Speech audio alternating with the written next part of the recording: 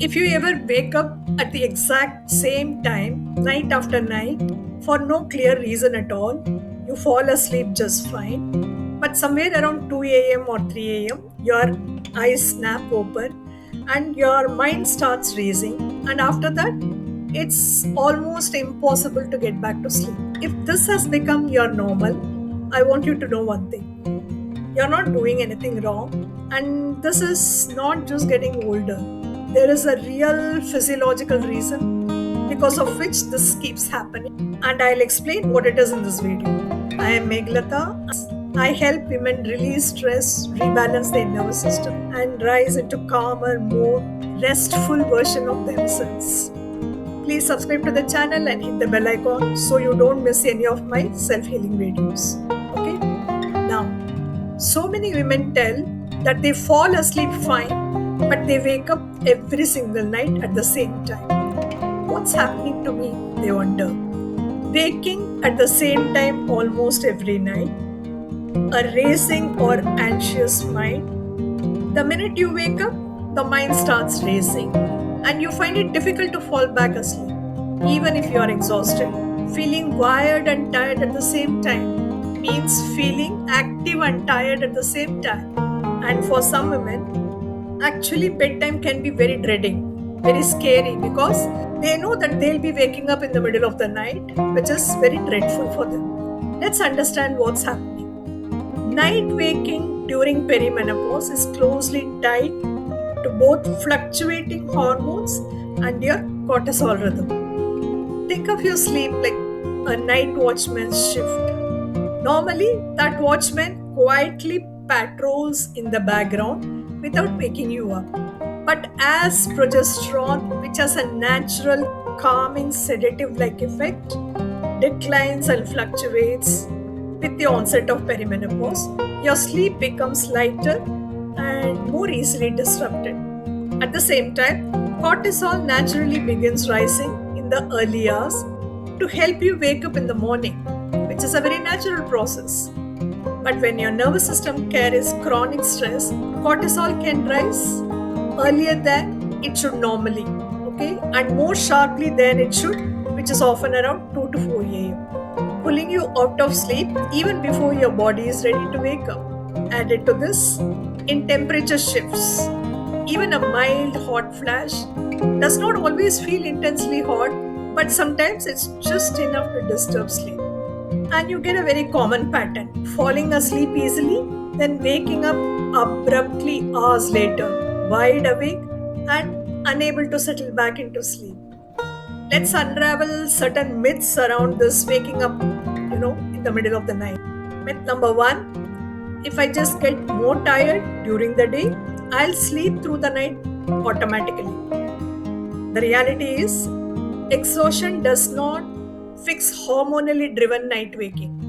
In fact, overexertion can actually worsen it by raising stress hormones further. Myth number two: if I wake up every night in between, then that means I'm having insomnia.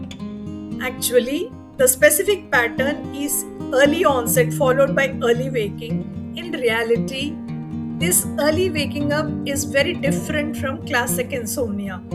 It is actually closely tied to hormonal and cortisol rhythm. Myth number three: there's nothing to do if I wake up at 3 a.m. I just have to lie down there frustrated.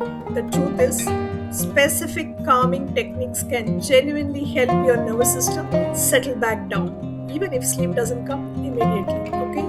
My triple R method applies here also. Release. What do you release? Release the frustration and mental alertness that spike the moment you wake through a very slow breathing or gentle self-talk. You rebalance by using calming techniques in the moment. This will help lower activated cortisol and shift your nervous system back towards rest. And the final R is rise. How do you rise yourself? Over time, with consistent practices, you can reduce both the frequency and the intensity of these wake-ups. Here is the body scan settling practice.